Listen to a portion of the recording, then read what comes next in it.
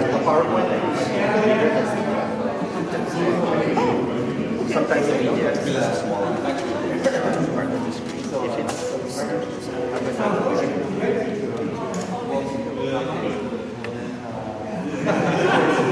Isn't that fun? Here's the presentation.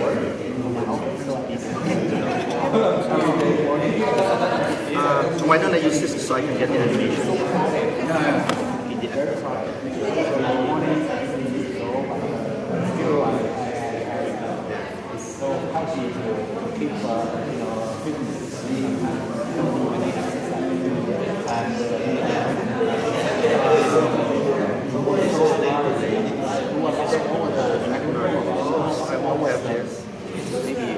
This is for the clicker, for the remote. I can remove this. Anyway, there's enough power.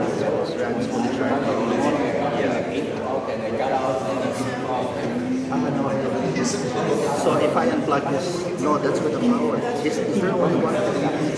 Yes. In that case, then I will just use the TV. So I can take this out and I use this way.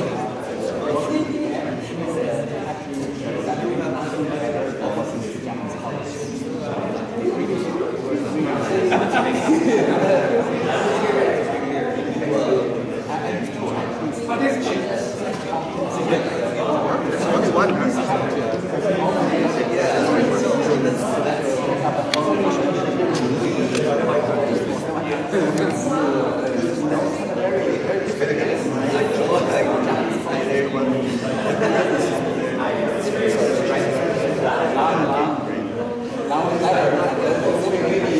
Say one word.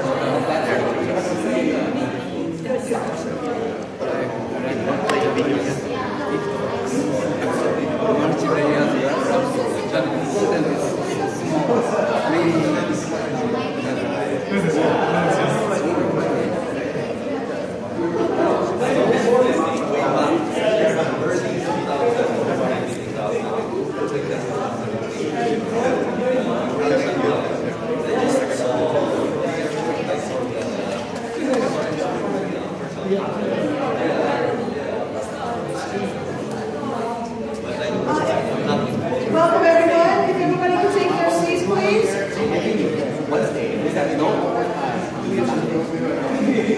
the morning, you think you are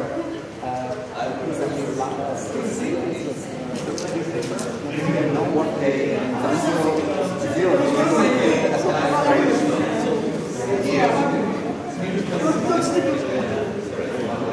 I'd like to make a couple of quick announcements before we start. So if you could take your seat, and I'd just like to point out a couple things for today. First and foremost, welcome home. We're really glad you're all here. I think some more will keep trickling in as the day goes. But I just wanted to point out for those of you who were with us yesterday evening, there is a program here that tells a lot of the bus times. We're going to be a little flexible in case there's mistakes, but I think it's going to be okay.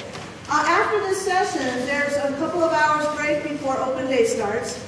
Some of you remember open day only in the gym. Well, IUJ grew up since then, so we also have tents in the back now. Stages in the gym, food booths are at the back now. So explore, please. This year we have a Mongolian gur here for us, so we're very excited, very first time for that. But you have 2 hours between this session and that. So here's some things you can do. They're pointed out in here, but the library will be open and your thesis is there. Go find your thesis. Also, if it's not raining too hard, we have an alumni forest in the back here. So I'm hoping you all will go out and find your tree and take a picture with your tree and send it to your classmates. So that's your homework, your assignment. Please do that. The dorm model room is open at ST2, second floor, 215. So if you'd like to relive your dorm experience, you're welcome to do that. Some of from my generation, you don't know about ST2 so much. So you might want to see what new students are living in. Also things to do, we have sake with IUJ's label on it now. It's for sale in the IUJ shop only. So if you want to buy sake with the IUJ label, you'll have to do that today in the IUJ shop. Also, near the entrance of IUJ, there's a lobby with an ATM machine there. Just behind that, we have an IUJ gallery. We created it for the 30th anniversary, so 5 years ago. So in pictures, you can see history of IUJ that you might enjoy. So that's something you can do. That's, I think, the highlights. Of course, just wander around, enjoy. I'm really hoping you all will try hard to talk to one another, so you all have a badge on. At Open Day, I'm expecting another huge flood of people, so please try hard to meet each other, because you know our network is only as strong as we make it. So together we can make it very strong, so I'm hoping for that. So with that, in a quick little briefing, does anybody have questions for the day? Of course, you can all join us. Barbecue is 6 to 8, rain or shine, we'll be out there grilling. So, and there's tents with covers, so we'll be out there grilling away. It's halal, so and vegetarian yakisoba, so vegetarians and halal needs people, you're okay. We also have a local brand new brewery selling beer. So the barbecue's free, but beer, you have to pay for that.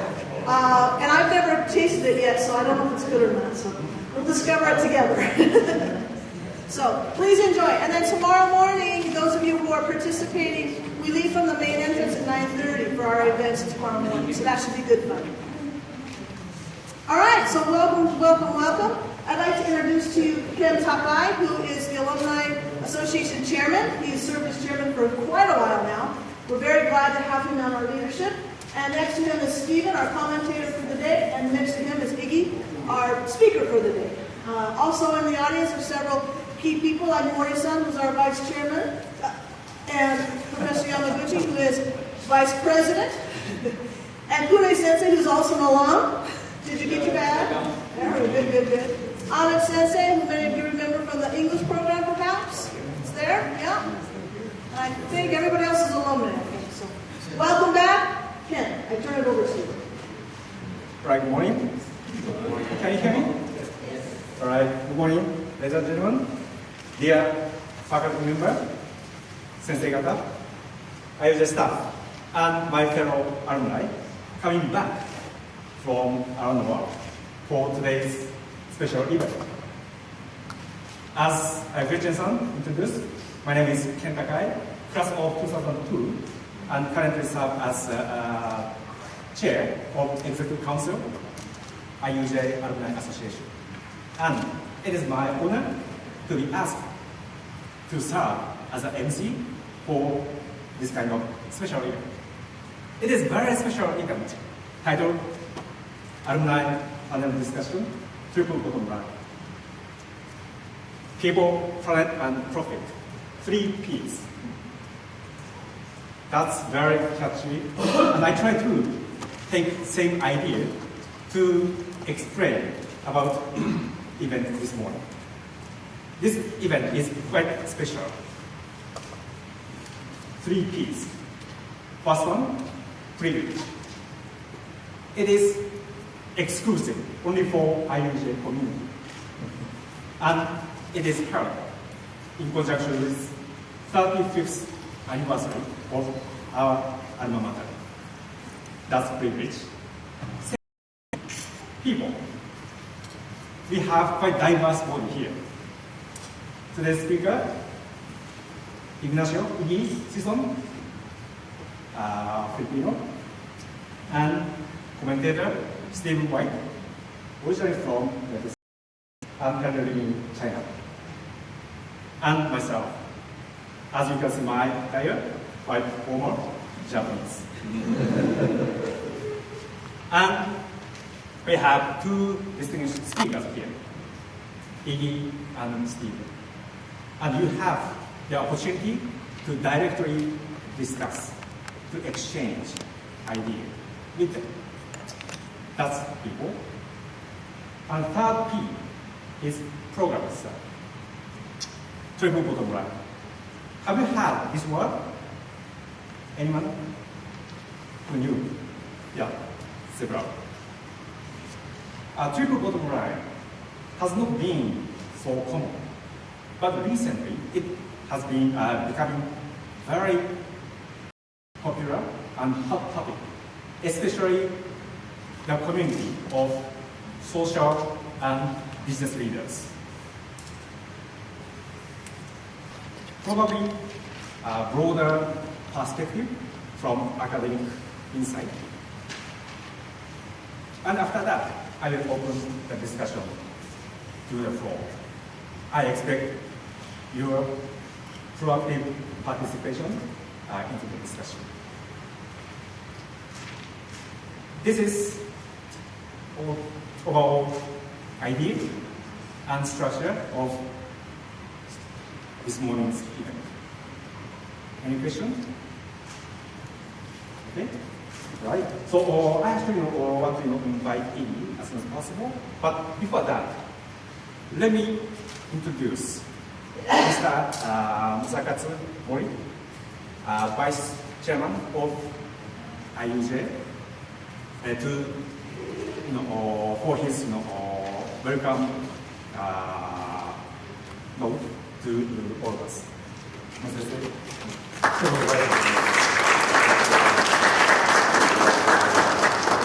Well, good morning, everybody. I was the president you didn't know that. And after that, I have been the vice chairman. And my major, I was essential for 42 years. So after retirement, I came here. And my mission was just make IUJ financial institution sustainable. And we're very successful. I am very glad to tell you our debt become $1 since we started in the department. The reason is we increased our number of students every year. Second is we offer lots of education to the corporate employees, executive program, and younger leaders program. And especially because the English program is very successful. So that's only reason we are very successful, growing better, financially stronger. Now we are starting to hire better, more, even better professors, because we don't have more quality in place after I do that financial situation state. So we'll be very great in the coming years. Stay with us and watching us. I think we'll be much better student in the 10 years. Number one, here in Japan, and Asia for the that is our dream, and I think we can achieve it. Our biggest assets, where I was here 8 years ago, I clearly noticed our biggest asset is alumni network. And wow, that is asset we have. I always talk about this in the business community. Send us a student, getting to the network. That's its biggest asset. Person can create personal career and help, the sending company to expand their business in Asia. So that's what it is. That's you. Your biggest asset of IUJ. So thank you for coming and keep continuously help us. And we grow. We are very much committed. Thank you.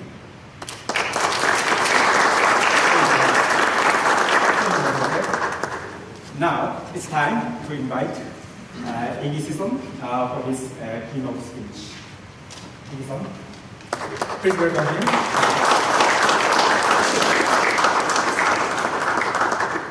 Thank you, Ken Takai-san, for the kind introduction.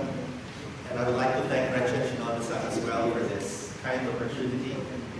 I'm very happy and honored to be here with fellow IUJ alumni, to see our sensei, our vice chairman, and some peers and senpai from IUJ.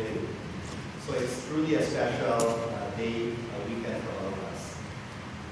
And I'd like to share about corporate sustainability for the people bottom line. And later on, I'll talk about what we are doing in our company, Del Monte, where I have worked for 18 years now. And I'll be happy to share this discussion with you. And I do hope that this will be a more engaging and participative discussion. So we start with the end in mind, and that's our vision, which is nourishing families, enriching lives every day. This is Del Monte's vision, and this is supported by 5 strategic pillars: to strengthen the core business, to expand the product portfolio, expand in the international markets, improve operational excellence and sustainability, and to strive for commercial excellence. And as you will see here, sustainability is an important part of our vision and a critical component of our strategy. So as Ken-san said earlier, the 3 Ps, triple bottom line, people, planet, and profit. Historically, as we all know in this room, companies' performance have been measured by financial metrics, right? Where the net income, the net profit, or the earnings is the bottom line metric. I myself have been working in the finance field before I assumed my current role 2 years ago for about 25 years. And was myself driven by very financial-driven metrics, which is the bottom line net profit. So the triple bottom line expands that to include people and planet. And sustainability was first defined, or one of the more popular definitions of sustainability was 30 years ago. The Brundtland Commission defined it as meeting the needs of the present without compromising the ability of the future to meet their needs. So in essence, sustainability is all about the balance between the present and the future. That there is no trade-off between the future and the present. And there is actually a global sustainability framework, which is the Global Reporting Initiative, or GRI. And it has evolved over the years, and it has today 91 performance indicators that are tracked by many governments and organizations around the world: 9 economic, 34 environmental, and 48 are social. So the question is there a trade-off within the triple bottom line? The commonly perceived trade-off in the triple bottom line is that investing in people and the planet reduces profit. So that's the first reaction when people think of the triple bottom line. And that is true probably in the short term. What I'd like to discuss with you today is that in the long term, that is not the case. So the trade-off in the triple bottom line is actually not this perception. Okay. Just have to find a way to make, okay. There, that's better. Okay. So what is the rationale behind sustainability? There are many reasons to drive the sustainability agenda. These are not the only 7 ones, but these are the more popular ones. There's a longer list than this one, and we'll go through them one by one. The first one is to comply with regulatory requirements. I was just reading 2 days ago when I arrived in Tokyo that there's a big debate now in the UK, in the United Kingdom, to introduce a tax on sweetened beverage.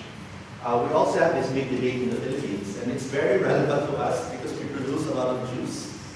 And juice has natural sugar, so this is a big debate. The US has had a soft drink tax or soda tax for some time now. So compliance with regulatory requirements is one of the first reasons behind sustainability, and one of the more common reasons why people pursue it. The other one is to implement cost savings to make the company's growth more sustainable. It manages its fixed costs, its variable costs, its overhead, and cost savings ensures the sustainability of the earnings growth. The third one is to protect the environment. Again, this is a very common driver of sustainability. In fact, the earlier adopters of sustainability were the companies that did more damage to the environment, like tobacco companies, mining companies, paper companies, because they have been accused of deforestation. So such companies have been earlier adopters of sustainability in order to protect the environment. And this includes sustainable farming, sustainable fishing. Very relevant for a company because we harvest 1.5 to 2 billion pineapples every day, more than 300 days a year. So sustainable farming is very important. The other one is to meet consumer needs. And that's very important because like all of us in this room, we all desire, we all look for health and wellness in the products that we drink or we consume, product safety. So these are all important. We look for natural ingredients. Sometimes we look for fresh alternatives. We look for organic types of food and beverage. We look for companies that are seen to be corporate, that are seen to be socially responsible, companies that are environment friendly. So these are all important for consumers. And companies that meet the consumer needs, of course, should generate more revenue. And there are many examples of this. Companies like Unilever, Nestle, not just Del Monte, but many companies, including the companies and organizations that we represent here. The other driver of the sustainability agenda is to enhance employee engagement. We're always very happy in the university we work in, the company we work in, the government agency we work in, if we find meaning and purpose in our day-to-day responsibility, right? So it's highly engaging for employees as well. If they see that their company is socially responsible, the company is environment friendly. So that's a main driver of sustainability. And finally, one of the 7 drivers of sustainability is to address investors' concerns. We've been listed on the Singapore Stock Exchange since 1999, since I joined the company, so 18 years ago. We're also listed on the Philippine Stock Exchange, and Del Monte also used to be listed on the New York Stock Exchange. And in my job as a Chief Corporate Officer, I meet with a lot of investors because I'm in charge of investor relations. And there's hardly a meeting where a sustainable question is not asked. Whether it's about your labor force, labor practices, your respect for the environment, and the governance of the company, the governance of the board. So these are all important. This is actually a good summary of those concerns of investors, such as under environment, you have energy efficiency, waste management, water resources, greenhouse gases, air pollution. Under social issues, you have health and safety, human rights, employee engagement, community relations, or CSR, corporate social responsibility. Under governance, you have the board, governance, board structure, risk management. So these are commonly asked questions nowadays. It's not only how much revenue will you generate next year, how much income will you target next year, but how socially responsible is your company, and what do you do with respect to the environment and governance. So these are called ESG type of investing, or environment, social, and governance. So ESG is also part of corporate sustainability. So I will not go through this. I just wanted to show, as Ken-san also showed earlier, we have this, what we remember in math, the Venn diagram, right? And in the center of that Venn diagram is sustainability. It's the convergence of the people, planet, profit, or economic, social, and environmental factors. And I will also go through these around circle by giving examples in the company. So people, planet, and profit can be broken down further into categories: product integrity, environment, employees, governance, community, and economic. So product integrity and economic, so that's part of profit, or the economic, social, economic factor. Environment, and then the next 3, employees, governance, and community, is part of the social aspect of sustainability. So in our company, we have, these are 30 of our priorities in sustainability. I will just highlight the top 10 out of these 30. But the green ones pertain to the environment. The purple ones pertain to employees and contract workers, because we do outsource a lot of our labor functions.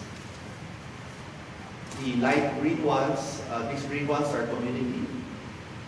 Orange pertains to product integrity. Blue pertains to economic. And then the gray ones relate to governance. As you will see here, yes. Okay, so I wanted to show it here. Okay. So these are the top 10. And I will go through each of these with some examples. So product quality and safety is of paramount importance to any food and beverage company. So this is number one. This is our reason for being, the reason for our existence is to produce the highest quality products for our consumers and to ensure the safety of the products. And this is evidenced by certifications like the ISO. We also have kosher and halal certification, because the food and beverage have to be certified for certain types of consumers. We have GMP, or good manufacturing practices, like GAP, good agricultural practices. SEDEX is very popular in Europe for labor laws. And then we have others. The next one is product innovation. Of course, very important. We invest in innovation to sustain growth. And most, if not all of you, will associate Del Monte with canned product, right? Canned corn, canned peaches, canned fruit cocktail, canned juice. So the company has evolved over the years. We've diversified our packaging outside of the canned format by broadening our product offering with Tetra Pak juices, with tomato sauce, spaghetti sauce in aluminum foil pouches. We have juices now in PET bottles. And even our canned products now, as you can see on the upper right, to lower the sodium content of the product, we use natural sea salt. Sodium is a big factor, especially in the US, to reduce that, so it's better for our consumers. We've taken out BPA from our cans and even our plastic cups. And we do not do GMO or genetically modified products. So these are all part of product innovation. Last January, one of our products in the US won the Product of the Year award for the healthy snack category. So this was voted by about 40,000 consumers in the US. So this is our fruit in plastic cups, because it's a very innovative, very healthy product, and basically good for health, wellness, and nutrition. And this was only a few months ago in the US. Since we harvest 1.5 to 2 million pineapples a day, over 300 days a year, we have to ensure that the land will sustain such kind of volume and scale of production. So we have to manage the soil to sustain the land. El Nino, because of climate change, has been more intense over the years. So one way we cope with El Nino is when we prepare the land, we dig deeper than we used to. So we have to dig very deep, so that in the event of El Nino, the plants are able to cope better with the drought, because the roots will have grown deeper into the land because of our deep plowing. And the Nino, of course, is an issue too. If it gets very wet and very rainy, that's not good either for the plantation. So we have a 23,000 hectare plantation. That's 45 to 50,000 acres. So some of these are in the Philippines, this one is in the US. So land management is very important to prevent soil degradation and erosion. Ethics and integrity, of course, very important. good governance, corporate transparency. This is our chairman 2 years ago receiving the Best Board Award in Singapore. There are more than 700 companies listed in Singapore. We have received the Gold Award twice. There are only 3 companies in Singapore that have won the Gold Award twice. We're happy to be one of these 3 companies. And this is the President of Singapore, Dr. Tony Tan, giving the Gold Award to the Best Managed Board. And whether it's financial reporting, the code of conduct for good governance, or even if it's the Food and Drug Administration in the US, the Philippines, and other countries, we have to comply with rules and regulations and promote good governance, ethics, and integrity. Occupational health and safety, of course, of paramount importance to us and to all of us here in the room. We always have, these are pictures in the US. We also have earthquake drills, which I know are popular also here in Japan. It's quite funny because 3 weeks ago we had an earthquake drill on a Monday, and then we had an intensity, not too strong, but 5.5 earthquake just a few days later. So it's like Japan, we're also in the earthquake zone. And yeah, this is among the 1.5 to 2 million pineapples we harvest every day. So that's important to us. Human rights and labor standards. I'll give you a very good example of this. For European companies, for example, you're not supposed to make your workforce work more than 12 hours a day. So that's the first rule. And we have many customers in Europe. All over Europe, from the UK, France, Italy, all over, we have a lot of customers. And this is a rule that we have to follow. Even though in the Philippines, there's no rule against working over 12 hours. In fact, our workers love it because they earn overtime pay, overtime premium. So when we have to explain to them now, sorry, you cannot work over 12 hours a day, actually they're not happy. But we said we have to make sure our business is sustainable. We do not want to lose this European customer. So we have to work only at most 12 hours a day. So there's a lot of transition and management of following rules like this. So we're not violating any local rule, but we have to follow a local rule. The second one is workers should not work more than 6 days a week. Again, when we have workers who work on a Sunday, 7 days a week, sometimes we have to ship a lot of products to Japan, for example. And on Sunday, we have a special run in the cannery or a special harvest at the plantation. Now we cannot do that anymore with the same crew. If we have to do it on the 7th day, it will have to be a different crew. And again, this reduces the overtime pay of certain workers because they do not mind working 7 days a week. In fact, for many workers, they love it because it's extra pay for them. But the rationale for the 12 hours a day and the 6 days a week is because workers, laborers have to rest. They need to recharge. They need to make sure they are healthy. So it's all about sustainability. And it's all about human rights. It's all about labor standards. So this is a very concrete example for you of the things we have to do. Touch wood, we haven't had a strike in Del Monte since 1969. So that's, how long is that? It's almost 50 years, 5 decades. No labor strike. We've had very peaceful relations with our labor unions, and we do have quite a few labor unions in the plant, in the plantation. So this is our pineapple plantation in southern Philippines, in Mindanao Island. These are grape vineyards in the US. These are also pineapples. So we harvest a lot of peaches in the US, a lot of tomatoes in California, corn, green peas, beans. Those are our more important produce. And fruit cocktail. So we harvest a lot of produce in the US and in the Philippines. So land availability, resource availability for expansion is very important.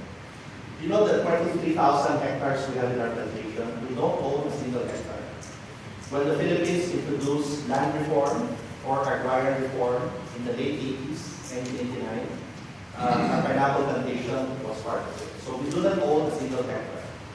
And yet, it's been a model of productivity, a model of high yield production, even if we do not own a single sector. These are all leased. They are under long-term leasehold for 25 years, in some cases 10 years. Health and nutrition, of course, and health, nutrition, and wellness. Very important for sustainability. And all of us here look for a balanced diet, right? We all want to lose weight. We all want to be more fit. So we have fruits, vegetables, protein, grains. We have published a lot of recipes. Del Monte is associated with these recipes. It's also online on our website. We publish books. We have TV shows that teach and educate consumers how to cook a balanced meal. A lot of our products have attributes that promote, for example, in this case, we do have a drink, believe it or not, that helps enhance calcium. We have a drink for cholesterol management. We have a drink for weight loss. Our tomato sauces have lycopene, which help prevent cancer. So these are all based on research in the US and in Europe. So health and wellness nutrition is very important. Certainly the usage of fertilizers and chemicals have to be managed. These are tomato plantation in California and pineapple plantations. So this is important for the sustainability not only of the plants, the soil, but our workforce to ensure their safety. So corporate social responsibility, philanthropy. We have about 350 scholars, primary school, secondary school, university, in a few cases even graduate school. Even several of us in the company voluntarily adopt a scholar. So we also, in our personal way, support individual scholars, apart from the 350 scholars supported by the company. We have mobile medical clinics that go around with the doctor and nurses and dispense medicines. You've all heard about the most powerful typhoon that hit us in 2008, Haiyan, or Yolanda as it's known in the Philippines. So Haiyan is one of the most powerful typhoons that ever hit any country. And we had to provide, we provided several boats to fishermen that lost their livelihood because of that.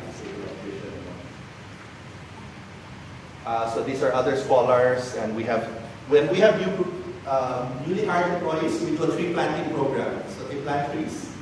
And it's good later, we also have trees here for our years. So it's a very good practice to have. Okay, so these are the top 10 that we just discussed: product quality and safety, product innovation, soil management, ethics and integrity, occupational health and safety, human rights and labor standards, land and resource availability, health and nutrition, fertilizer and pesticide use, and CSR and philanthropy. Okay, this is not really new to most of you, or all of you here. And this is common among many companies, NGOs, government agencies. This is one of my favorite sustainable projects that we have in the company. I really like this because it achieves many objectives at the same time. We turn our wastewater in our plant, so the effluent or the wastewater, we convert it to methane gas, and the gas is used to generate electricity. Okay? And because of that, because we convert our wastewater into energy, we minimize and clean the wastewater discharge. So that's good for the environment. Second is we comply with environmental laws on effluent or wastewater. Okay? Third is we sustain the livelihood of fishermen. The fishermen are happier now with this because whereas before we had to discharge a lot of wastewater into the sea, the fishermen have to go further out. But now that the water is cleaner, they're able to fish near where we operate. So that's good for the community's livelihood. And the fourth and also important reason is economic. This reduced our electricity cost by 25%. So it's much cheaper than getting electricity from the national grid. So this is really win-win, right? Good for electricity savings, good for fishermen, good for compliance with laws, and good for the environment. And so this is the kind of project that we'd like to promote and have more of. So to recap, with the people, planet, and profit, it's all about the balance between the present and the future. We went through these 7 of the more popular reasons on, because if we violate a regulation, our business is not sustainable, right? There are plants and companies that are shut down because of violation of laws. So that's not sustainable. If we do not manage our costs, then our profit growth will not be sustainable. So cost savings is important. If you do not protect the environment, again, companies have been shut down for polluting the sea, polluting lakes. So that's not sustainable. And of course, if we do not meet consumer needs, then our sales will go down, right? If we ignore what the consumer prefers, which is health, wellness, and nutrition. And then the revenue will not grow if we didn't do that. And if we didn't do all of this, then we wouldn't have an employee workforce that would be as engaged and as motivated. And we also have investors because we're listed, we're publicly listed, and we have to make all of them happy with all our environment, social practices as well. So the trade-off in the triple bottom line is not that investing in people and the planet will reduce profit. Again, this is just a short-term thing. When I actually volunteered to champion corporate sustainability in the company in 2010, when I was the chief financial officer, the first question I was asked was, how much will it cost the company? So I was asked, it's a very valid question, it's a very fair question, but that was one of the first, and what's your budget for doing this, what will be the cost? So this is a natural reaction when you need to do something new. And because there's a cost to investing in people, there's a cost in preserving the environment. So maybe there's a short-term impact on profit, but we look at this from the long term, not from the short term. The real trade-off is actually that not investing in people and planet will not sustain profit or profits in the long term. So that is actually the real trade-off. It's not that the profit will be reduced, but actually by not investing in the society, by not investing in the environment, that is actually the reason why the profit will not be sustained. That's why it's better to invest in the society, invest in the environment, in order to sustain our earnings trajectory. Okay? So it's actually the other way around. And the other way of looking at this is also based on how sustainability is defined, right? It's about all the balance between the present and the future. So we have to invest in the present in order to sustain the future. So this is really a way of simplifying the definition of sustainability. So with that, I recap and we'll be happy to discuss any questions and maybe more discussions with you. Thank you.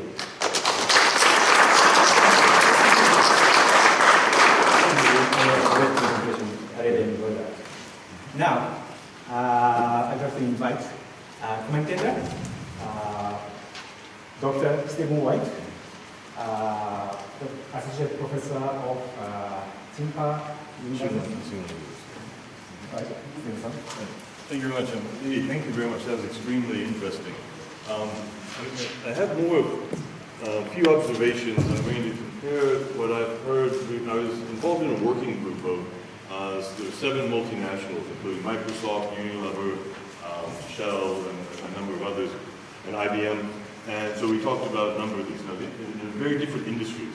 So I'm kind of interested in some of the similarities and differences, and maybe we'll bring in Augusto also, who's involved in this, the cycle economy, life cycle economy, where doing something but in electronics. So some of these issues are industry sector specific, very different. But the fundamental question or the challenge or the opportunity, depending on how you look at it, is how can you, how can it be good for business? Right.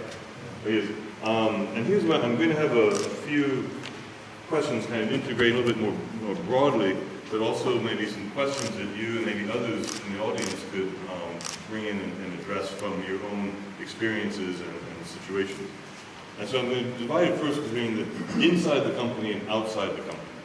So the first set of questions I have, let's talk about inside the company.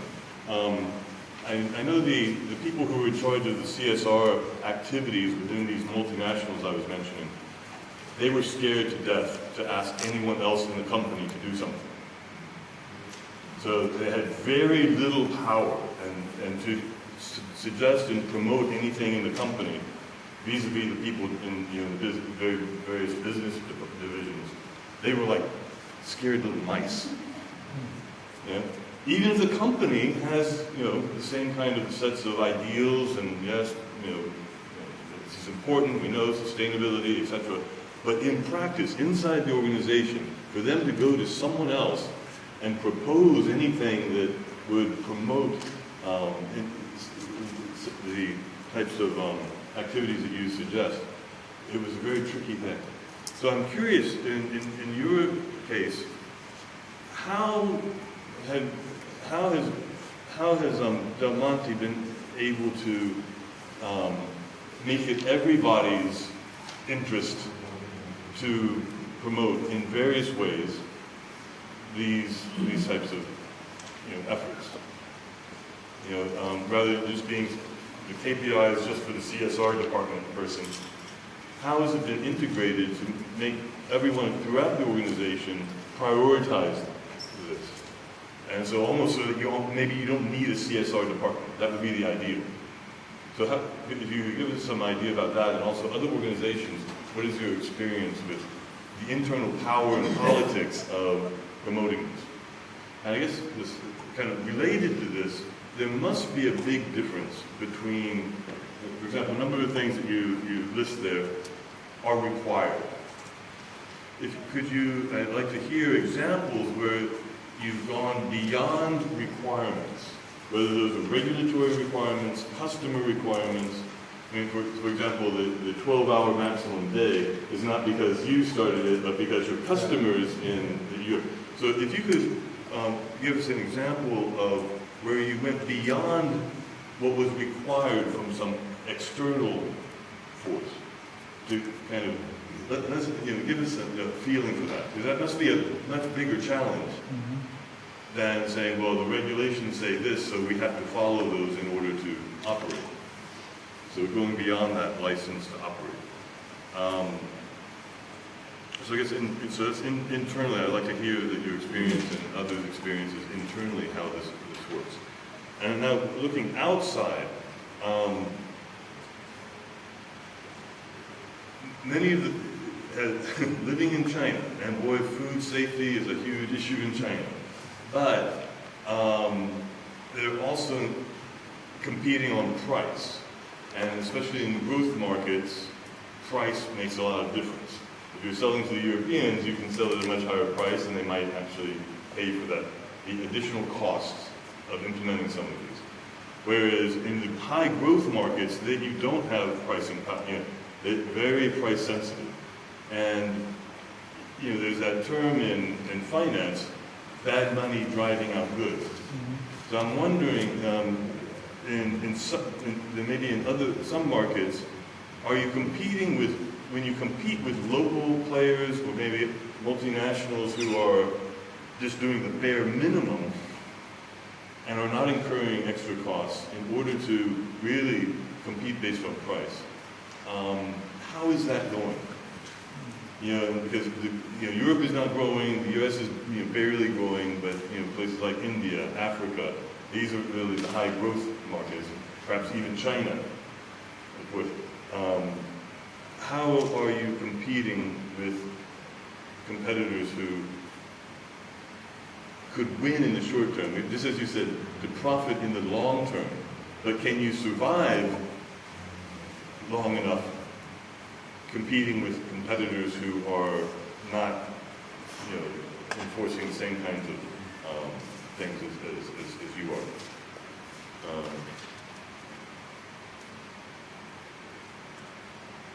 So I think I'll leave that there. And so I'd like, you can comment on some, and others, please, come in.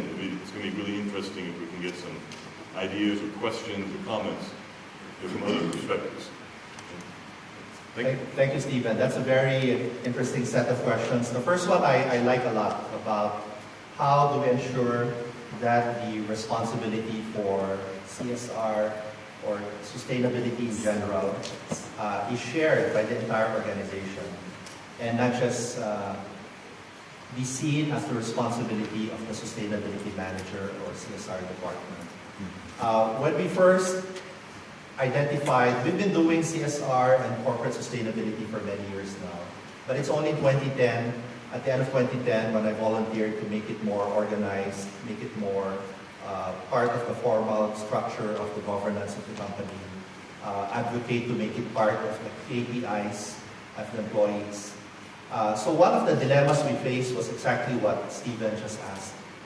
And we benchmarked this with other companies that have been down the path of sustainability ahead of us. And we found out that the most effective way is to make sure that the company does not say, oh, that's the job of the sustainability manager.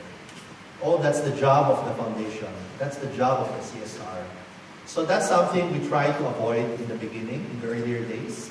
We were not able to achieve that right away, but I'd like to believe that we've made progress. What we wanted to instill across the organization was a sense of shared ownership of sustainability. If you are the head of R&D, you have a sustainability objective in ensuring product innovation. If you're the head of marketing, then you have the shared objective in making sure that there is truth in advertising, that what we actually market is what the product represents. If you're the head of supply chain, then you have objectives for logistics. There's a lot of sustainability concerns within the supply chain as well. If you're the head of HR, then there's employee management, there's talent management, there's fair wages and benefits, even the contract workers. You know, our customers that come to us, we export 70% of pineapples around the world. And they are also mindful of our contract workers, not because they're not employees, but because they're part of our value chain, they're part of our organization. So we have to make sure that the contract workers as well have the same, safety, for example, as our own employees. So that's what we had to address in the beginning, and that is work in progress up to today. So we have to make sure that it is everybody's objective and not just one manager's or one department's. The second one is, what did we do to go beyond the requirements? Again, that's a very good, very valid question. In the beginning, what companies normally do is when they start this journey, is they first want to comply, right? The easiest thing to do is not to do harm. What is more challenging, as Stephen pointed out, is how do you go beyond that to do more good? So it's not just not doing harm, but how do you do more good? And the Waste to Energy project that we talked about earlier is one excellent example of that. We could have just easily, clean the wastewater. It's a very straightforward thing to do, to clean the effluent. And we've been doing that. We've been complying with that. But then we thought that actually, we found that there's this, because of renewable energy, there's a lot of this new technology now. So we took advantage of that. Nobody required us to put up a waste-to-energy plant. So that was our company's initiative to leverage new technology in order to protect the environment, reduce energy costs, also help the fishermen. So that's beyond beyond just complying with regulation. Another thing we've been doing in Del Monte is, of course, again, it's not required, but we have a lot of these new products that I mentioned a while ago that help you manage your cholesterol or manage or calcium. All of these health attributes, all of these product qualities, again, it's way beyond any regulation. Whether it's phytochemicals in pineapple that help prevent cancer, or lycopene in tomatoes. So this is offering more value, more health, wellness to the consumer. Again, that goes beyond regulation.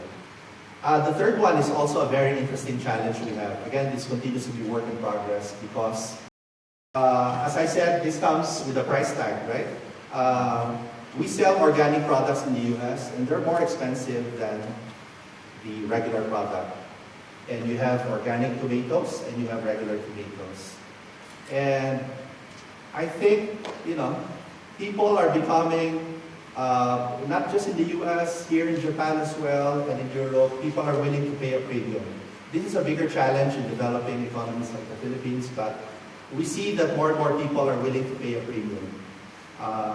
And I think one driving force of that is demographics, because of the millennial generation. Millennials, our children's generation, I see some of you here, but you have children, grandchildren. Millennials are amazing, they are just so plugged in with sustainability, with green products. So maybe our generation or our parents' generation were a bit more cost conscious, but a lot of millennials are really driving the changing landscape. So paying a premium for healthier products, organic products. This will continue to be a challenge for developing economies. But again, like what you brought up, Stephen, in China, even in China, because of the concern about food safety in China, the Chinese now are willing to pay more for imported products, right? We export a lot of products into China. And it's interesting, before we had to translate a lot of it into Chinese. Now the sticker is very small for Chinese because the label has to look foreign. So whether it's in German, it's in English, it's in French, Italian, they love it because it looks more foreign. If you convert everything to Chinese, they might think it's a local product. So even they are willing to pay for a premium because they know that what they bought from Japan or from Europe or from the US will be safe. And I think that's a good example of paying a premium for something that is good for your health or just safe for you. So I hope I've addressed all those three, and I'm glad that you raised those because those are issues that challenge us in the beginning. Make sure it's not the job of one person or one department. In fact, what we did was to have a sustainability council and make sure that all departments are represented. Thank you.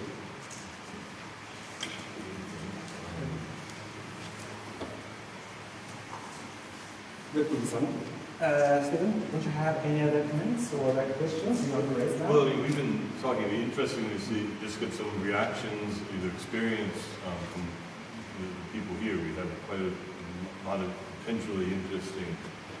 It's the most important part, and I was looking forward to your hearing question. Not only just questions, your opinion, idea, sharing information, that would be welcome. And let me remind you that because participation is a very important higher grades. So, you have something. Thank you very much for. Hello? Yeah. Thank you for a fascinating talk. I just want to focus on one very specific point you mentioned, that workers want to work on 7 skills. Occasionally, more than 12 hours. Now, the easiest way to tell them you can't work is because they have to comply with the regulations. But as you pointed out, how do you go beyond that? The workers' own idea that they need to rest on the second day and not working beyond 12 hours is in their own interest. I'm just wondering, do you have some educational efforts along those lines? Yes, we do. It's good to see you, Mohammed Sensei. When we were here in 1989, I remember meeting you. So I'm glad to see you. And it's part of our IUJ experience here. And that's an excellent question. Beyond that, we have to educate our workforce, whether it's our own employees. First, let me start with employees. We monitor a lot of metrics in the plantation and in the cannery. We have incidents of sick leaves or medical leaves, right? So we have these statistics to show medical leaves, sick leaves. We also have statistics that we track on accidents. How many months or years has it been since a major accident or a minor accident? So all the hours you want to know about minor accidents, major accidents. So these are the statistics, these are the metrics that we share with our employees. As long as they see that the incidence of medical leave or sickness or sick leaves is declining, accidents continues to be minimized, then they see the value of not working 7 days a week or more than 12 hours a day, because this is correlated to your health and safety, right? So the easiest way to explain it is that it complies with their customer, but once they see that it actually makes them healthier and the plant is safer, then that's good for them. With our contract workforce, actually, 70% of our workforce is not our employees. 70% is labor service providers. That's the global trend nowadays, right? To outsource. You have other people who come in, and it's a seasonal workforce with variable pay. And that's a little more challenging because they're not our employees, but we have to treat them like our employees. But we also educate them through their leadership, because they belong to many companies that work for us. And it's all about basically safety. Safety is something they understand very well. Thank you. That's it. Hi, Carlo Herrera. I'd like to ask if you want to elaborate a little bit more about this supply chain and the sustainability of supply chain, because I see that that's for multinational probably one of the most challenging parts to kind of manage the sustainability in the subcontractor chain. And whether you are actually whether you are policing that and requiring proof, or whether you are providing incentives for them to voluntarily improve their practices, comply, so this approach you apply. Thank you. That's a very interesting question. Procurement is part of supply chain. In the past, when we accredit suppliers, the major requirements would be basically three things. One is they're competitive, right? Not exactly the cheapest, but they're competitive for the quality of service that they provide. Second is that with procurement, timeliness is very important. You cannot have any delayed supply. So they have to be on time and in specs, following the specifications on time all the time, right? The third one we added now is that we have to make sure that the supplier is not associated with any labor strike, with any environmental issues. Because now with social media, even if the news is not in the newspaper, it may be in social media even before it gets to the newspaper. It's still work in progress, but basically it's part of the accreditation program that within the procurement, not only are they competitive, that they also supply in a timely manner, they also follow the specifications of the product that's being procured, whether it's raw material, packaging material. But we make sure that they're not associated with any labor or environmental issue. Thanks to social media, word gets around very fast. And whether, again, in the sustainability framework, as you know well, even if something happens with the supplier, you get to be blamed for it, right? So you will be ultimately responsible for it because you are buying from the supplier. So we are very mindful of that. We're not yet where we want to be. It's still work in progress. It's part of the journey we have. But part of our objective is to make sure that we extend. We cannot practice the triple bottom line and sustainability just within the company. It has to involve our supplier and even their sub-supplier. It really goes down the chain, and that takes time. But we have to make sure that we are consistent in following that. Thank you.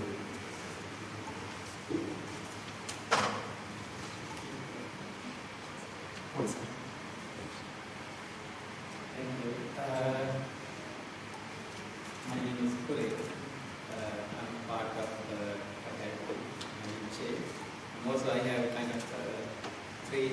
three different attachments to IUJ.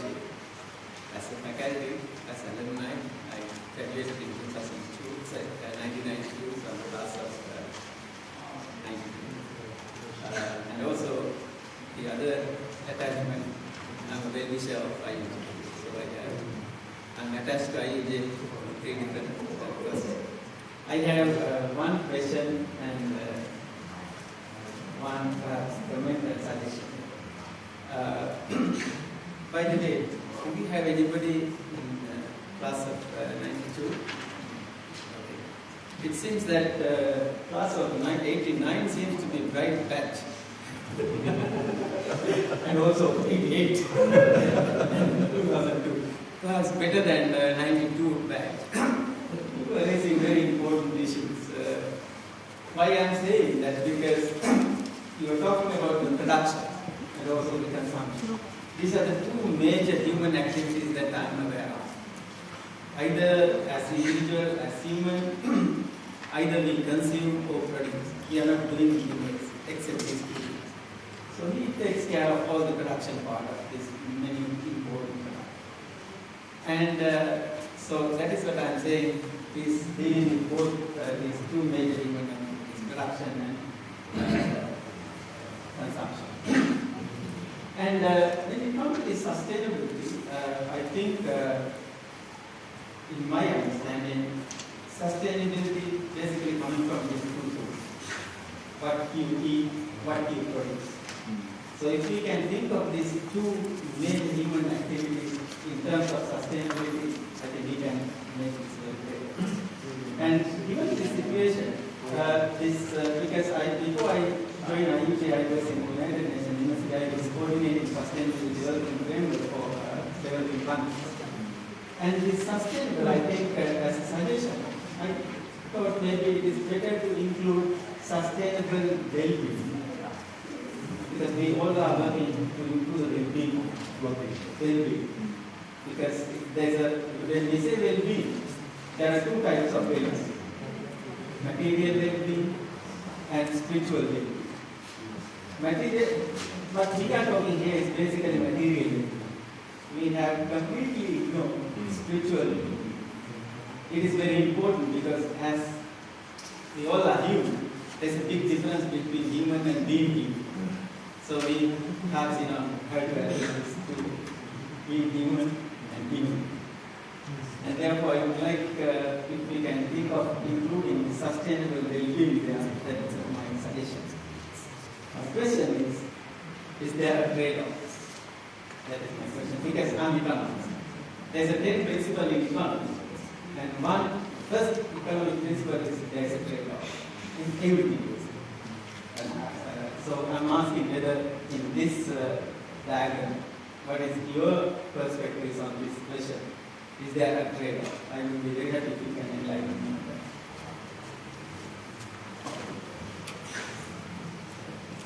Thank you, Kurei-san. Well-being certainly part of people of the 3 Ps. It's also part of the social objective of sustainability. In fact, part of what we monitor among our employees and contract workers is their well-being and work-life integration, which we normally call work-life balance. Some companies don't like the connotation of work-life balance, so we thought maybe integration is a more balanced terminology. Work-life integration and well-being is an important part of that. I really admire Europe for leading the way, actually, in trying to reduce the work hours. It's amazing there are countries in Europe that work less than 40 hours a week. I think somewhere 35. Is it 35 now in France? 35. Yeah, 35. And you ask, is there a trade-off, right?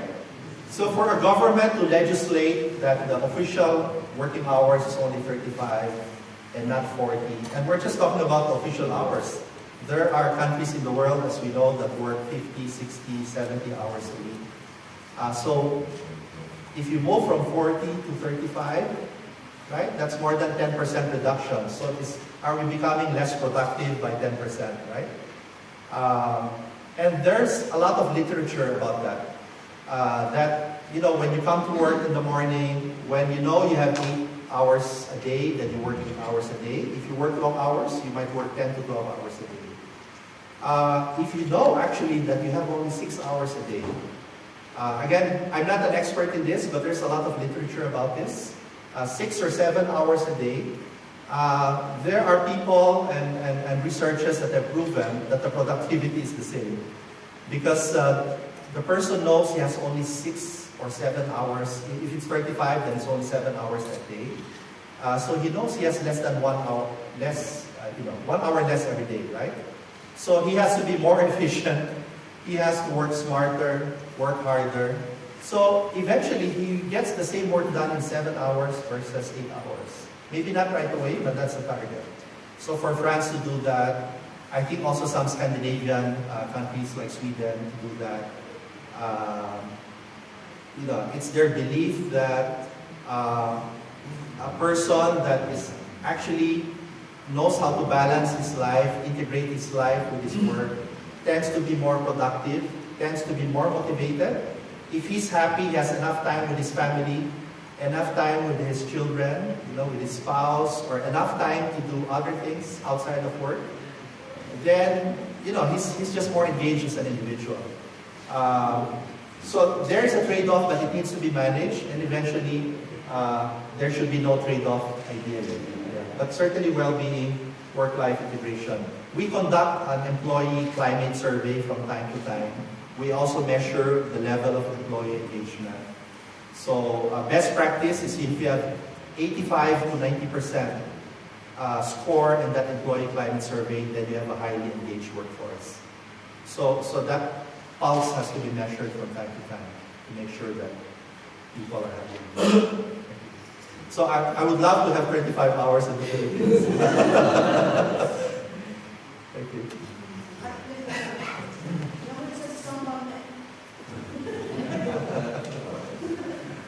So I have two questions, not necessarily to the panelists, but to the general audience. The first one is regarding the trade-off of the environment. I'm just wondering if there's not going to say at one point in the future regarding the planet. Because, for example, one example that I see in Japan is there's a brand of detergents that advertises for the protection of Borneo. And they say that they supply palm oil, basically a product using palm oil from Borneo. That's why, preserve the environment in Borneo to buy from their product. But actually in Borneo, quite a lot of land is cleared, jungle is cleared, rainforest is cleared to make space for the palm oil trees. Again, it's not really sustainable. Also, among there's increasing meat production is causing more harm to the environment. So I'm just wondering, there's nothing to be said wrong with it. That's question number one. Question number two is, I work for legislation in Japan, and also IUJ is one of the subscribers.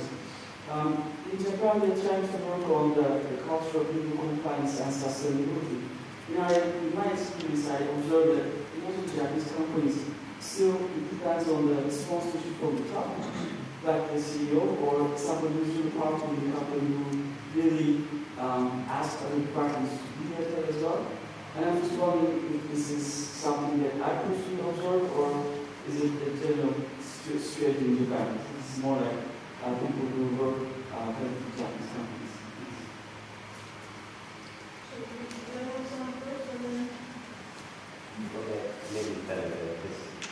Anybody want to respond to this question? Yes, thank you, Bete-san. Actually, we don't, we're not in palm oil production, but we have an affiliate outside of Del Monte that imports palm oil into the Philippines for cooking oil. So I cannot really speak for them. It's another company, but we're affiliated with them. Palm oil definitely among, aside from paper companies, palm oil has a lot of these issues about especially soil management, land management. I actually attended one palm oil forum in Singapore because I was just curious. It was a conference for investors, and I just wanted to know how investors think, what questions they ask of palm oil companies, because they might ask the same questions of us someday. But palm oil definitely has a lot of land management issues. So that's always a challenge. And you mentioned shampoo, and a lot of other companies, again, like Unilever, P&G, you will see that when they advertise their shampoo, it requires less water. Isn't that amazing? So, so they are selling their shampoo to you on the basis of water usage, right? That it's less wasteful. So I thought I'd just bring that up. Thank you. I'm wondering, my name is Bill from West Texas. I'm wondering if we can address the issue of how do you prevent a waste of product, basically, when a company, for example, is focusing on these, they're putting a lot of money, but there are other competitors who don't necessarily, behave in the same way. So how do you compete with other companies that don't necessarily value the environment, don't value the people, and we're talking about, for example, the standard in Japan and the US and Europe would be with a 35 or 40-hour week, and how do you compete with a company that, you're giving people a day off, for example, or maybe more, so how do companies deal with that competition? Thanks a lot. I think this depends a lot. It depends. That's one of my favorite answers when I teach. Someone asks this question. And in this case, I think it depends. There's a big difference between what kind of product market you're competing in. Is there room for differentiation? Or if there's no room for differentiation, then all the costs are internal and you don't have any pricing power. So then that's when it's really tough. And that's where, for example, Chinese firms are killing everyone else in places where the customers aren't discerning differences among offerings. But then, to the extent that there is some ability to differentiate within the product market, and where they're different and significantly large enough sub-markets, market segments, then you have the opportunity to do that. I think the example that Iggy brought up happens in China all the time, whether it's canned foods, processed foods from abroad have a much higher price point. People will pay more for it, and there's a large enough market for that. It's not the rich people. It's not this tippy top of the pyramid. It's actually a big part of the bulk of the middle class. Milk powders like this. New Zealand's whole economy now is based on selling milk powder to China. But that was because the Chinese suppliers, they were putting in melamine into the milk to raise the protein, but of course then that killed some babies. And so I think in those areas where you can differentiate in terms of the product, you have an opportunity to win. But otherwise it's going to be really hard. Again, those are regulatory safety guidelines. So those are really a minimum. But after you've met the minimum, when it really does, when it really is a trade-off with your products, you're doing more than you have to, you're doing more than, even your waste of energy, that is a cost-benefit analysis. So you're making money on it, which is really great that you decided to do that. But what if you're, for example, when you program all your language knowledge, so that is purely appear to be something we can just contribute to the community, but it's not necessarily, we can't get anything back directly. So how do when there's companies that are doing things, there are pressures in certain countries to do things that are not, there's no real direct bottom line financial return. How do you compete with places where you don't have it? One of the big challenges here is how do you evaluate, how do you calculate the return? What do you include in that calculation? And so what do you include and the time frame? For example, IBM has done something they call a corporate service corps. And it's basically, one, to educate their employees to get experiences in completely different countries. So they'll get 5 to 10 IBM employees all from different places around the world. And they'll go to about 12, 14 different countries that they'll do a pro bono consulting project, usually for a government agency or a nonprofit or something, local government, for free. So yes, there's a huge cost to that. But they've actually found that they've gotten over time more than the business that more than covers what their costs have been in that. Now that wasn't why they were doing it, but so that comes years after those groups go there. So it's not part of their business development, explicitly, but there are benefits to it. So they keep track of that because they want to, because of course, lady in charge of the CSR in that department needs to show something that they're benefiting. It's still a lot of pressure, but they are getting benefits, and even the scholars program, somewhere down that line, that might be attracting some better employees. I'm sure Del Monte is seen as being a really good place to work for, so they are getting better employees. Now, how do you put that into a return on investment calculation? It's really hard, but clearly, if you're able to attract in the competitive labor market, the best people, there's a benefit there. But I think trying to quantify that, trying to justify that, if you don't have people, if you have people who are looking at it solely from a financial, show me the numbers now, the ones that you can, generally accepted accounting principles to follow, then you're going to have a hard time making that argument. So that goes back into the culture and values of the corporation. Yes, it's a good thing that Stephen highlighted the time frame. Short-term companies that are not sustainable, maybe, it's very opportunistic for them, right? They may be selling something that's cheaper, and they will have consumers that are price sensitive who will buy cheaper products. But if safety is an issue, then eventually those same consumers who were price sensitive to begin with will switch to a more premium price product if it's perceived to be safer and more sustainable. So it really depends, as Stephen said, is it a short-term thing or a long-term thing? And the ROI becomes clearer indeed in the long term. If you look at publicly listed companies, New York has the Dow Jones Sustainability Index. So this encourages companies that are listed in New York to be sustainable because it's actually measured through the index. In London, the FTSE index also has a sustainability index for companies that are listed in FTSE in London. So Singapore will require sustainability reporting a year from now. I won't be surprised if they will also have a sustainability index. So that's a way of encouraging companies by giving them recognition through a sustainability index. So if there are 500 companies, you don't want to be number 500, right? And it's public information. Any consumer, any supplier will see that you are number 500. So that is not good. So there's a way of giving recognition. And there are also studies made that more sustainable companies actually have higher price earning multiples.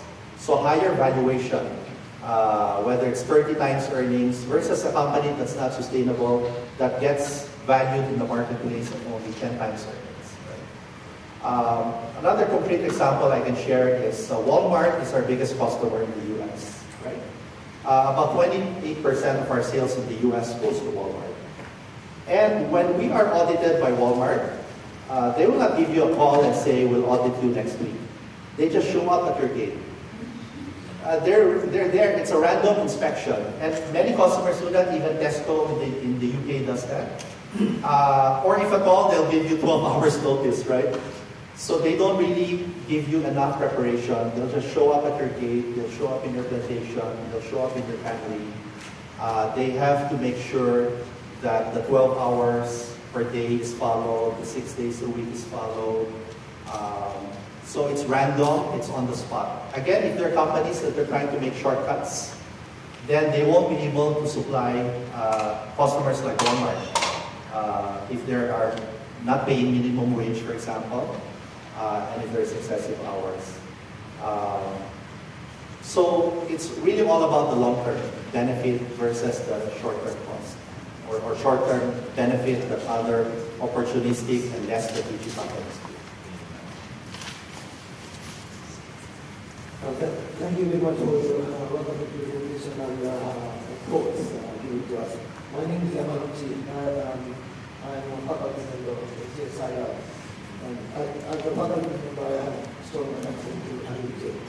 And I have a personal attachment to the classes and community and class of 1988 of the Mitchell School of Law.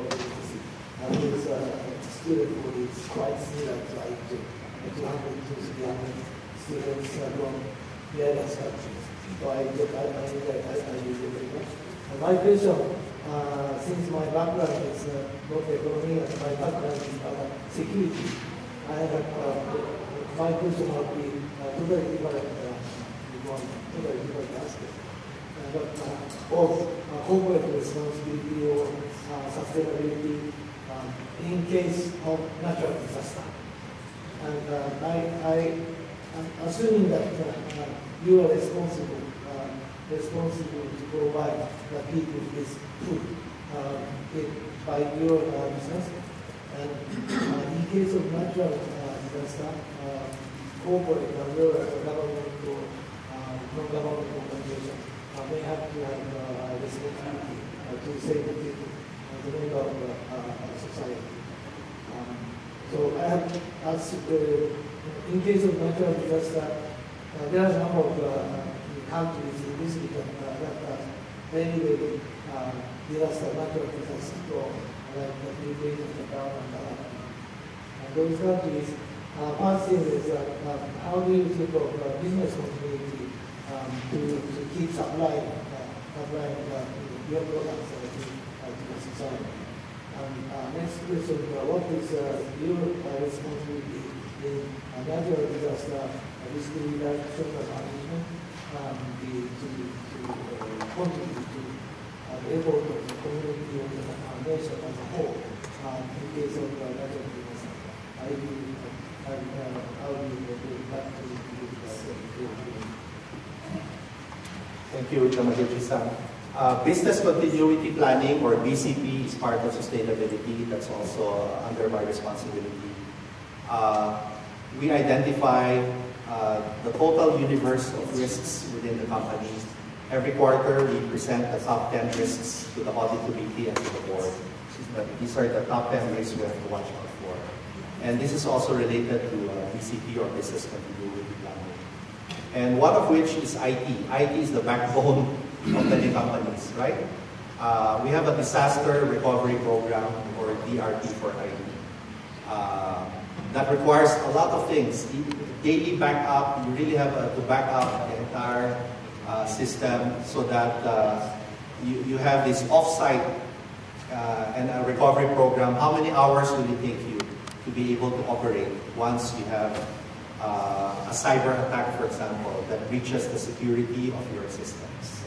So IT is one of them. You will see cybersecurity here in gray. That's one of the top 10 risks. We also have a business continuity program implementation in the event of a flood, for example. In the cannery, we also have a BCP. Supply chain, we're still working on it. We don't have the full formalized structure of the BCP yet, but that's work in progress with supply chain. But BCP is very important. And again, we want to make sure that in our company, people do not think that BCP is the job of the BCP manager, right? BCP, if I'm the cannery director, it's also my job to make sure that we have BCP, business continuity, that we have a disaster recovery program. Whether I'm the head of plantation, head of the plant, or whether I'm the head of IT or the head of the supply chain, it should be part of my responsibility. So that's very important. As you said, we're also prone to natural disasters. We've experienced typhoons, we've experienced floods. We had floods several months ago near our cannery in Mindanao.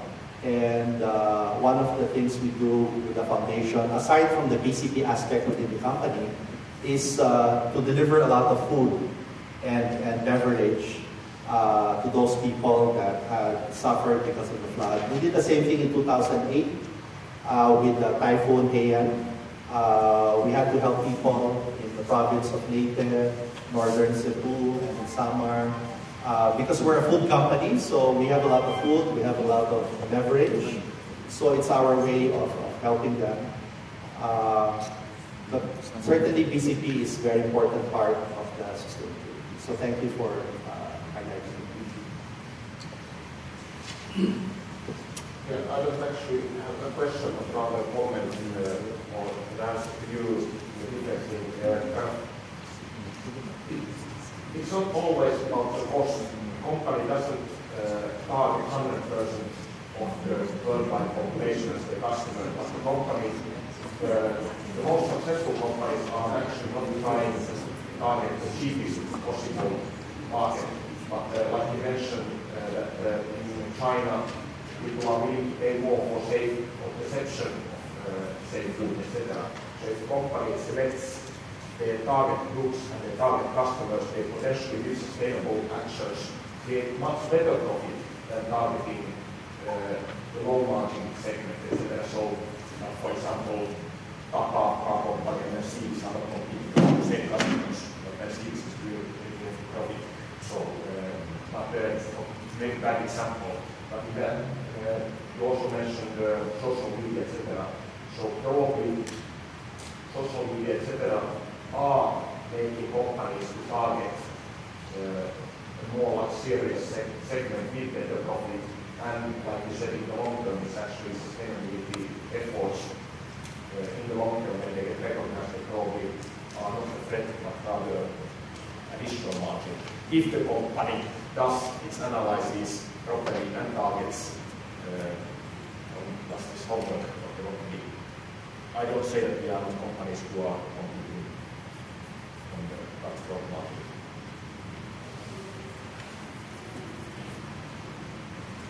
Thank you. I also want to share some of my personal observations. You know, we all are IUJ alumni, and then we have Sensei here.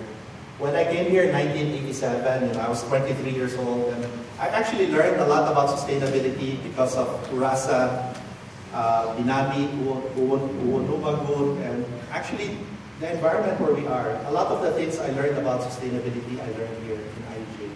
In fact, right after graduating from IUJ, I studied agricultural economics. I did another master's in the UK for 1 year because I was inspired by what I saw here. And Japan, for me, on a personal level and as a student there, like all of you here, taught me a lot of things. One is intensive agriculture. Coming from a country like the Philippines, where the agriculture sector is very big, I saw a lot here as you have. You can see the use of technology in the farms here, right? The use of greenhouses across the 4 seasons. And Japan is known for the high yield of its produce and basically intensive farming, sustainable farming. So I learned a lot of that here. The other thing I observed here is the forests. Being a very mountainous country, I think like 70–80% of the country is mountainous. And that also drives the high yield of agriculture because land is very scarce. Arable land is very limited. So not only do they have intensive agriculture, but the forests here are amazing. And I feel that every time I return to Japan and when the plane is about the land, we see how green the country is, right? So the environmental consciousness in Japan has always been very strong, and I learned that here, 2 years studying in IUJ. Water, of course, Niigata Ken is very famous for water, right? That's why we have koshikari, rice, among the best sake in the country. And water resource management here, where we are around IUJ, I also learned a lot about that. Yeah. And what I also learned here when I first started here in 1987 to 89 is that students clean their own classroom, students clean their own school, like the high school we have here. Everyone is responsible for cleaning. It's not a janitor who comes in. So there is that sense of shared responsibility to ensure that the school is clean. And at a very young age, the students here learn how to be responsible for their environment. And I learned that here. And these are the little things I remember. And of course, there's the 5S, which Japan made popular, right? It's been translated into English, it's still 5S. Translated into Thai, where my wife is from, is also 5S. but the original 5S came from Japan. And I believe one of them is that Shitsuke. Shitsuke is about sustaining. See? So even on one of the 5S, Shitsuke is about sustaining. It's a system for reducing waste and increasing productivity. And of course, you have Seiri, which is sorting, Seiton, which is organizing, Seiso, which is cleaning, and Seiketsu, sanitizing, standardizing. These are all the English equivalents. So all these 5S, I don't know when it was introduced in Japan, must be several decades ago, right? So this thinking about sustainability is really deeply ingrained in the day-to-day life of the people. Yeah. So I also learned that here. And of course, Japanese life expectancy is the highest, the longest in the world, right? I was just talking with Augusto-san yesterday, and he just flew in from Okinawa, and I asked him, do you know that Okinawa's claim to fame, among many other things, is that they have the highest percentage of centenarians in the world, people who live 100 years or longer. And he shared that in Sardinia, there's also a similar place like that in Italy because of Mediterranean cuisine. And in Okinawa, I believe it's because of their, not just the seafood, but seaweed, but the way of life is more relaxing, less stressful than in mainland Japan. So with the longest life expectancy in the world, in this country, I think when we were here 30 years ago. So that speaks highly about health, nutrition, wellness, well-being, as you asked earlier. It's not just all about physical health, it's also mental health, having a sense of purpose. So if you live up to, I think it's 87 years for women, 83 for men, so it's really very long, longer than most countries in the world. So these are the little things I learned here. The other things I learned here, and many of you will remember this, the paper here is very thin, very light, right? When I go to Europe, when I go to Canada or the US, the paper is thicker, it's bigger cuts, so it's here very thin. So there's really a very high consciousness in preserving resources like paper. And one of the things, before I came to IUJ, I stayed in Tokyo for a few days before coming here, and I saw that, you can wash your hands with the water that's the same water that drains, right? So there's really a lot in this country that I learned from about saving water, making sure the environment is clean, having balanced meal, healthy, so intensive agriculture. And because there's a lot of earthquakes here, natural disasters, there's a high consciousness of disaster preparedness, a high consciousness for safety. So even as a student here, I learned a lot about Japanese sustainability. Any other questions, opinion, information sharing from your side? We still have some time to take your opinion.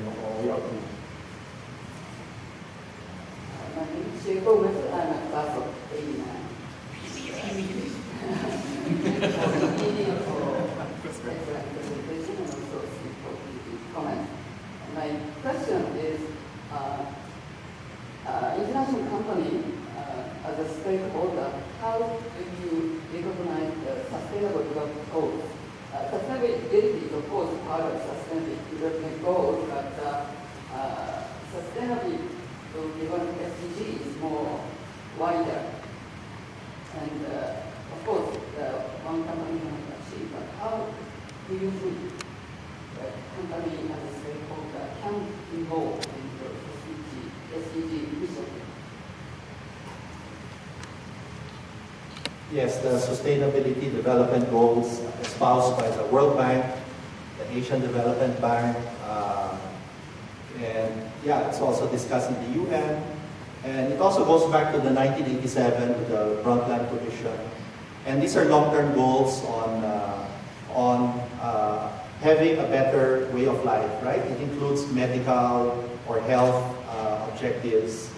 And I think, organizations, agencies, private, public companies, our role is to be part of that sustainable development goal because the country needs all the companies to have a stake in that, to have a co-ownership of that objective. So for example, in our company, if we have not had a labor strike, since 1969, so that's our way of preserving peace. And our average tenure in the plantation is about 26, 27 years. In the plant, it's about 25, 26 years. For many of our workforce, it's their first and last job. It gives them job security. It gives them their source of livelihood, also for the next generation. So by practicing the people, planet, profit, or the triple bottom line, if everyone did that, then that will be easier for a country to achieve those sustainable development goals. Because those sustainable development goals are also very similar to what we discussed this morning. And we have a role to play there. Whether it is the environment, making sure it's clean and safe, and the people also are happy, there are no strikes. That's all part of the sustainable development goals. And also the Millennium Development Goals. Thank you.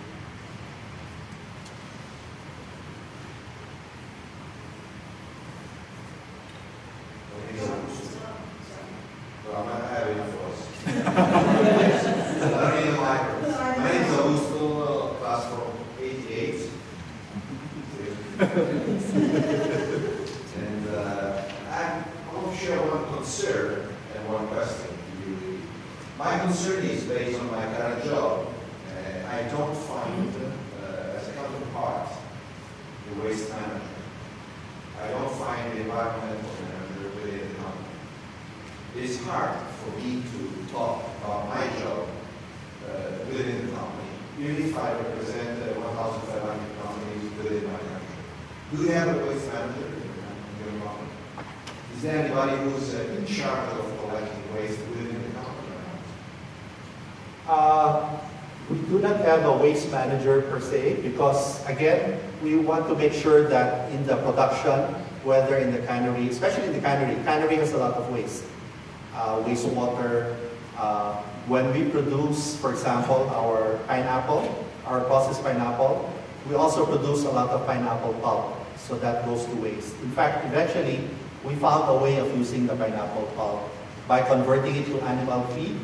So now instead of throwing away the pulp, it is used as animal feed. We also export that pulp actually to Japan, in Korea, because it's used as compound feed for animal feed.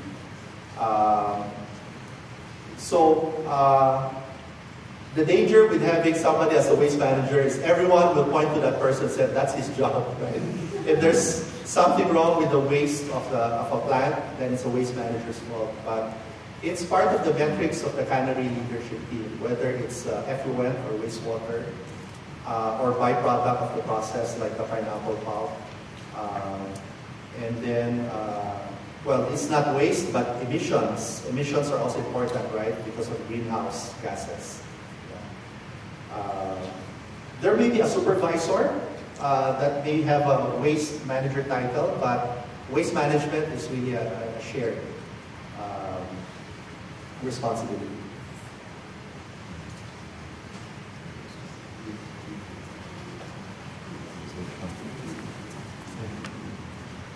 I am I belong to the class of 2005. Okay, I'm teaching content profit as a market.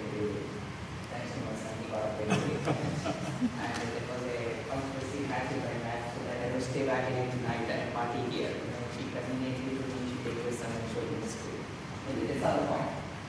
People started in profit, so I do work for profit, and honestly speaking, profit is the biggest thing.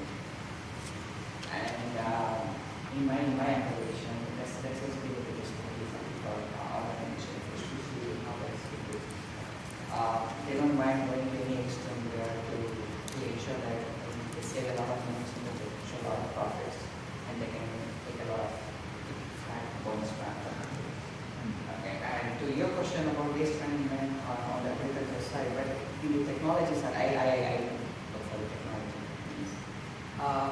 Some companies are taking a real effort of collecting the waste. For example, of late, a lot of rare earth materials have become very precious.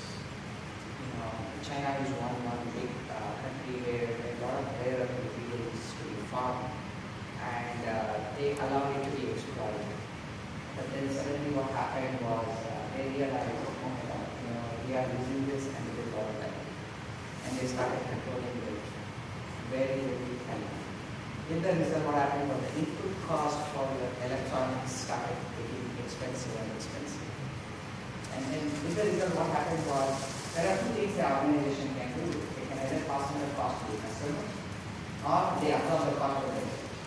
But passing on to the customer is not so easy task because there are a lot of competition and someone else who is willing to sacrifice their profit because they want to create your brand as an established player. So what has enabled now, especially Apple and some of our brands, they take your iPhones and they have robots. Bit by bit, it extracts every single layer of your iPhone and finally they recycle that and send it back to the world. Okay, so unless and until there is a motive for a higher profit, companies really don't do that. Why? Because they wanted a great management. Apple has been in existence for the last 30 years. But in the last 5-6 years, it became so imperative that they do a waste management because the input cost of the expensive. So, my observation is that unless there is a motive behind the profit, people will not move. So I think that's right. And another example is the oil price. Oil price was touching close to 120, 130. And a lot of research was going on shale gas and better efficiency. And I think Obama administration is saying that we need to have vehicles which run at on an average of 15 miles per gallon. But now that is like OPEC decided, okay, the moment we keep it at a very high unsustainable price, other heavy technologies will be. So I think they lobbied around, they said, okay, we'll ensure that the price drops. So there is a fight, it's a fight always between, what comes first. Is it sustainability or is profit or is it people? But organization really is a problem all the time. I don't know, maybe someone can challenge my thought or have a different view on it.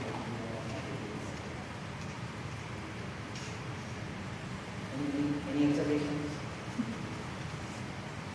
That's very true. In 2010, when we first wanted to formalize the sustainability framework in the company,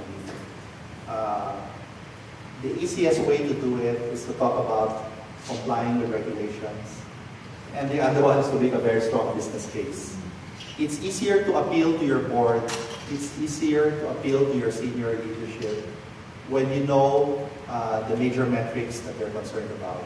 So there's nothing wrong with doing that. By telling them that sustainability is good for profit, actually. It makes your profit generation more sustainable. There's nothing wrong with highlighting that. In fact, I had to do that in the beginning. I had to talk about the legal landscape that we have to comply not only with the Food and Drug Administration in the US or in other countries, that we have to comply with our customers' requirements in the US, like Walmart, or customers in Europe, like Tesco. But you have to make a very strong business case. So the other thing I did was the benefit to cost reduction, to cost management. That's also the reason why I enumerated the reasons this way, because the first two or the first three are the easier ones. Yeah, the more difficult one is meeting consumer needs and the others. But to convince somebody because of regulation, convince somebody that it's good for business, there's a strong business case. That's easier for them to understand. Rather than you go to them and say, oh, this is good for the environment. Sometimes it's a bit more challenging to start that way. Unless as Nete-san said earlier, the sponsorship from the top is very important. The tone from the top is very important. So it depends on the corporate culture. It depends on the company's leadership style. There are companies that have different leadership styles. Some are more environmentally conscious. Others are more profit-driven. Some are more socially conscious, depending on what company we operate in. But at the end of the day, we talk about the convergence of those three. It's not either one or the other. It's having both, that there's no compromise. Yeah. So that's always such a challenge to balance them.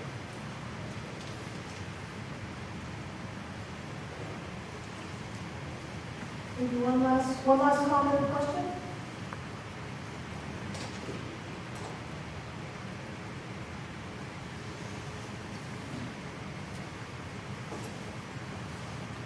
Any other questions, opinion? Thank you.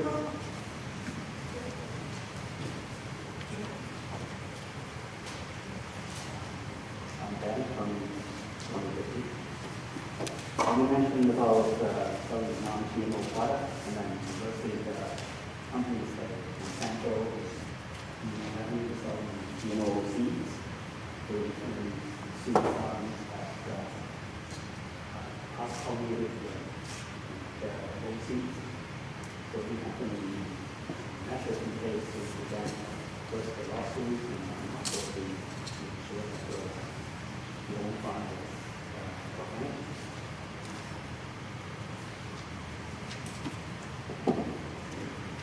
Yes, I'm glad you asked that because if you talk with scientists, the scientists are actually not against GMO. If you talk with any scientist, and we have scientists in our board, scientists will say that GMO has actually saved the world. It has ensured that there's more food available for more than 7 billion people around the world. The challenge with GMO is consumer perception, consumer education, but the scientific evidence actually supports it. But since the consumers prefer non-GMO products, then we have to respect that. We have to meet the expectations of consumers. To call your product organic requires a certification. Right? So a product cannot be organic if it's not certified organic. One of the most abused terms in food and beverage products is calling it natural. And there have been lawsuits in the US or Europe. Companies have had to pull out products or even change their labeling, change their advertising because they claim the product to be natural. Natural does not require certification, but GMO requires certification. So everyone has organic products. With GMO as well, there's a way of measuring that. With GMO, it's more challenging because we procure a lot of raw materials, right? We have a lot of suppliers.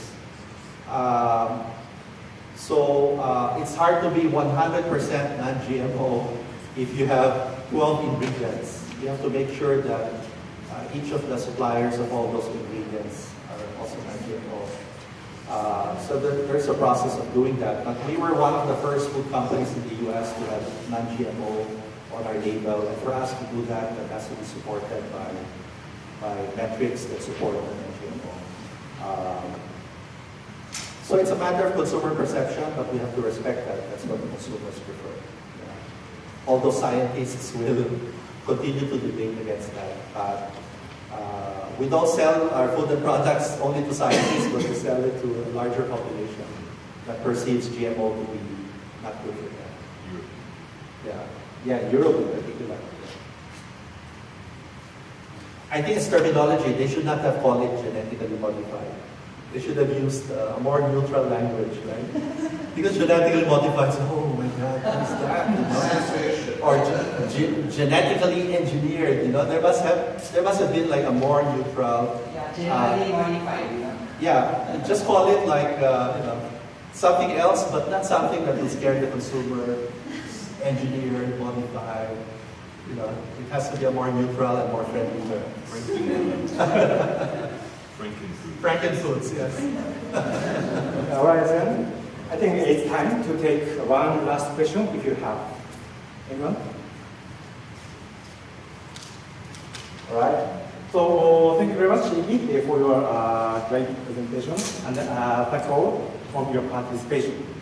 I'm sure that you added values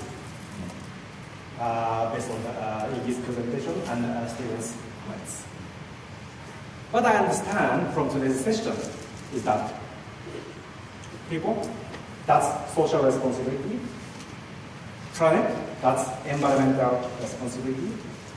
And profit, financial or economic responsibility. And sustainability, drive triple bottom line. And that's not easy, but definitely will work in any type of organization. One good news is that, as Iggy said, millennium generation is really concerned about sustainability. It was reported in March this year, more than 1/3 of labor population in the US are occupied by millennium generation. And within 10 years, 75% of labor population will be accounted by millennium generation. That's very positive. And we have to think about it. Thank you everyone, and thank you Stephen. Thank you all for your participation. And before conclude this session, I'd like to invite Chinara, one of the alumni of IUJ from Kyrgyzstan, to give surprise gift to IUJ to celebrate 35th anniversary. So Chinara, please come forward, and Mori-san, please receive the gift from the present from Chinara. Can you explain something? Hello everyone, I'm sorry, I apologize for being late. There was some issues with my martial arts sensei. That's why I'm very apologetic. But the main reason here I brought it from Kyrgyzstan. This is from silk and wool, which is very popular in Kyrgyz, inside of it. Usually many Kyrgyz students, when they go and come back to Japan, they bring something from wool, as you do. That's different things. Because there are lots of kitsuji and generally we are a nomadic nation, so we use a lot of wool and silk now. So this is all done from public. And here is a special message for your memory. And thank you for inviting, especially I think Gretchen Shinoda-san did a great job, and all others. And I'm so grateful. It's 10 years since I graduated. I graduated in 2007. And IUJ is always my second home. And IUJ is such a really great place where many different cultures meet. And you learn to be really tolerant, to be very multicultural. The most important thing, you value humans and human relations. So I'm so much thankful to IUJ, and I look forward for another 35 or 100 years of IUJ and prosperity to IUJ. Thank you very much. Thank you so much.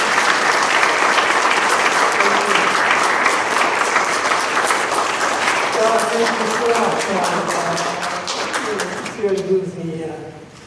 Again, I conclude this. You are our biggest assets, most important assets. So stay with us and keep supporting us. So thank you again.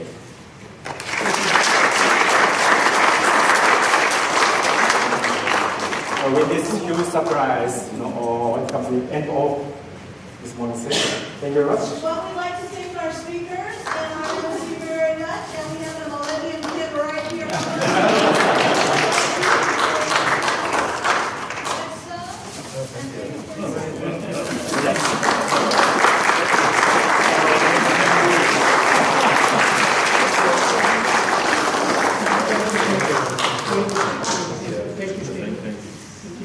Not yet for millennium to drink. Millennium. And for those of you who came a little bit late and didn't get to see the video and who may not attend the lunch on Sunday, if you'd like to stay, there's a fun 7-minute video that may help you remember all your IUJ days. So you don't have to stay and watch it. It's 7 minutes. If you want to please stick around. I'll get it laid down. Nice to see you. Nice to see you. So you are based in China. At the very end, check it out. You might see your old self.